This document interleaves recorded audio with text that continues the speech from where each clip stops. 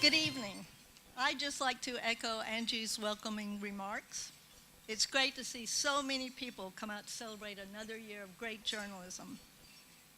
What SOPA does throughout the year to support press freedom and best practice in our region could not be possible without the financial support of our sponsors. So I'd like to say a big thanks to Invest Hong Kong, which has stood with us in the fight for press freedom and journalistic excellence for the past 16 years and is a platinum sponsor. Thank you.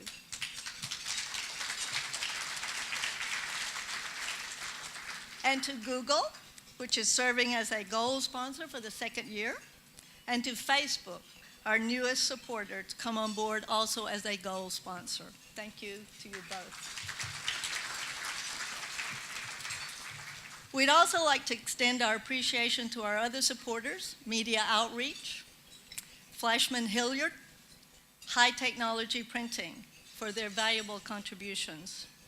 Google, Bloomberg, and Reuters also hosted workshops and media tours today in conjunction with the awards event. So thank you very much for all those involved in that endeavor.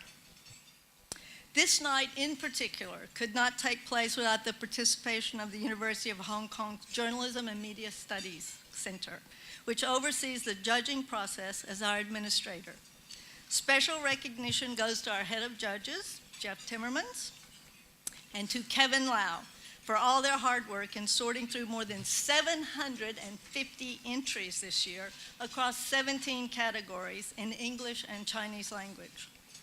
Also to the more than 100 judges, many of whom are here tonight, who devote their time and experience to the task of choosing the best among the many entries. The exceptional quality of the submissions this year, Jeff has called them stunning, big praise from him, made their task all the harder. I'd also like to recognize the members of the SOPA Publishing Board and the members of the Editorial Committee, which is responsible for governing the awards process. All of the people who serve on both the board and the committee have day jobs and devote their time because they believe in our cause. An enormous amount of work goes on behind the scenes of an event like this, and I'd like to recognize the ones who shoulder the bulk of it. Christine Wong, SOPA's Marketing Director, and Cherry Chan of our SOPA Secretariat, who's running around still organizing things. Thank you so much for what you do. So you can see it literally takes a village to pull off a night like this. As we go forward into another year of seemingly unprecedented challenges to journalists trying to do their jobs in an era of Trump, Duterte, and Xi, not to mention the commercial pressures bearing down on our industry that never seem to abate, I'd like to make a plea that all of us experienced journalists in this room be mindful of helping the aspiring journalists coming behind us. There appears to be no shortage, go figure.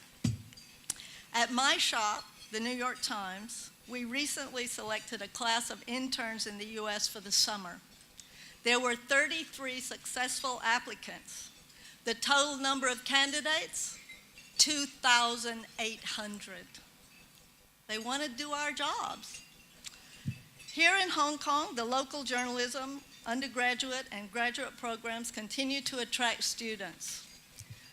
Not all of them will pursue a career in journalism, but some will.